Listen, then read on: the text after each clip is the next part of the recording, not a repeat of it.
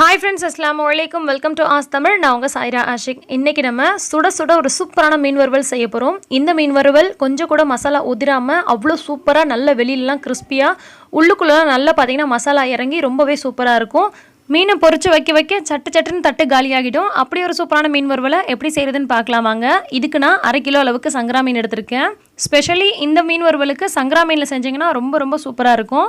மீனை நல்லா க்ளீன் பண்ணிவிட்டு குடல் பகுதியெல்லாம் எடுத்துகிட்டு வால் பகுதியை கட் பண்ண வேண்டாம். சைடில் இருக்கக்கூடிய முள்ளெல்லாம் கட் பண்ணிவிட்டு இந்த மாதிரி கீரல் போட்டு வச்சுக்கலாம். நிறைய பேர் மீனை கீரல் போடாமல் அப்படியே செய்வாங்க. ஆனால் இந்த மாதிரி கீரல் போட்டுட்டு செய்யும் போது ரொம்பவே சூப்பராக இருக்கும். ஏன்னா உள்ளுக்குள்ளெலாம் நல்ல மசாலா இறங்கி இருக்கும். நான் பார்த்திங்கன்னா இந்த மாதிரி நெருக்கமாக கீரல் போட்டுக்குவேன். அது ரொம்ப சூப்பராக இருக்கும். இப்போ இதில் தேவையான மசாலாவை சேர்த்துடலாம். 1/4 டீஸ்பூன் அளவுக்கு மஞ்சள் தூள் சேர்த்துருக்கேன். 2 டீஸ்பூன் அளவுக்கு மிளகாய் தூள் சேர்த்துக்கலாம். நான் 1 டேபிள் ஸ்பூன் அளவுக்கு சேர்த்துக்கிறேன். எங்கள் வீட்டில் நாங்கள் எல்லாருமே கொஞ்சம் நல்ல காரம் சாப்பிடுவோம், அதனால. ஸோ காரம் உங்களுக்கு தகுந்த மாதிரி கூடவோ குறைச்சலாவோ சேர்த்துக்கோங்க. இப்போ இது கூட 1/2 டீஸ்பூன் அளவுக்கு மிளகுத்தூள் சேர்த்துக்கலாம்.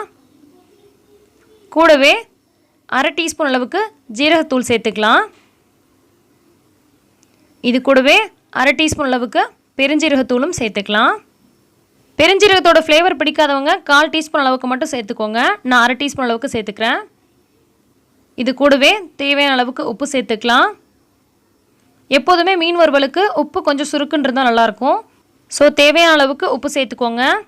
இது கூடவே 1 டேபிள் ஸ்பூன் அளவுக்கு அரிசி மாவு சேர்த்துக்கலாம். அரிசி மாவுக்கு பதிலாக நீங்கள் கார்ன்ஃப்ளவர் கூட சேர்த்துக்கலாம். கூடவே 1 டேபிள் ஸ்பூன் போல் கடலை மாவு சேர்த்துக்கிறேன். கடலை மாவு அந்த மீனுக்கு ஒரு நல்ல லேயர் மாதிரி கொடுக்கும். இந்த மசாலாலாம் உதிராமல் பார்த்துக்கும். ஸோ அதுக்காக 1 டேபிள் ஸ்பூன் அளவுக்கு கடலை மாவு சேர்த்துட்டு இது எல்லாத்தையும் நல்லா நம்ம மிக்ஸ் பண்ணி விட்டு எடுத்துடலாம். அரிசி மாவும் கடலை மாவும் ரொம்ப அதிகமாக சேர்க்கக்கூடாது. ஜஸ்ட் ஒரு ஸ்பூன் அளவுக்கு மட்டும் சேர்த்துக்கோங்க. அது நல்ல ஒரு கிறிஸ்பினஸ் கொடுக்கும் அண்ட் ஒரு லேயர் போல் இருக்கும். மசாலா உதிராமல் பார்த்துக்கும். ஸோ இப்போ இந்த மாதிரி நல்லா கலந்து வச்சுட்டு இது ஒரு 1/2 மணி நேரமாவது நல்லா ஊற விட்டுக்கோங்க. எப்போதுமே மீன் வறுவல் ரொம்ப சுவையாக இருக்கணும்னு சொன்னால் ஒரு 1/2 மணி நேரத்துலேருந்து 2 மணி நேரமாவது நல்லா ஊற விடணும். அப்போ தான் அந்த மசாலாலாம் நல்லா உள்ளுக்குள்ளே இறங்கி சாப்பிட்றதுக்கு ரொம்ப நல்லாயிருக்கும். இப்போ ஒரு 1/2 மணி நேரத்துக்கு அப்புறமா இந்த மீனை நம்ம எண்ணெயில் பொரிச்சு எடுக்கலாம். நீங்கள் தவால வச்சு கூட பொரிச்சு எடுக்கலாம். இந்த மாதிரி எண்ணெய் ஊற்றி செஞ்சோம்னா எண்ணெய் ரொம்ப ஜாஸ்தியாக செலவாகுமோ அப்படின்னு பயப்பட தேவையில்ல. இப்போ பொரிச்சு எடுத்ததுக்கப்புறம் பாருங்கள், நம்ம ஊற்றின எண்ணெய் பார்த்திங்கன்னா இதில் அப்படியே நிறையா இருக்கும். தவால பொரிச்சா கூட நமக்கு எண்ணெய் செலவு கொஞ்சம் அதிகமாக தான் இருக்கும். ஆனால் இந்த மாதிரி நம்ம வானலில் எண்ணெய் ஊற்றி பொரிக்கும் போது அவ்வளோக்கா எண்ணெய் இழுக்காது.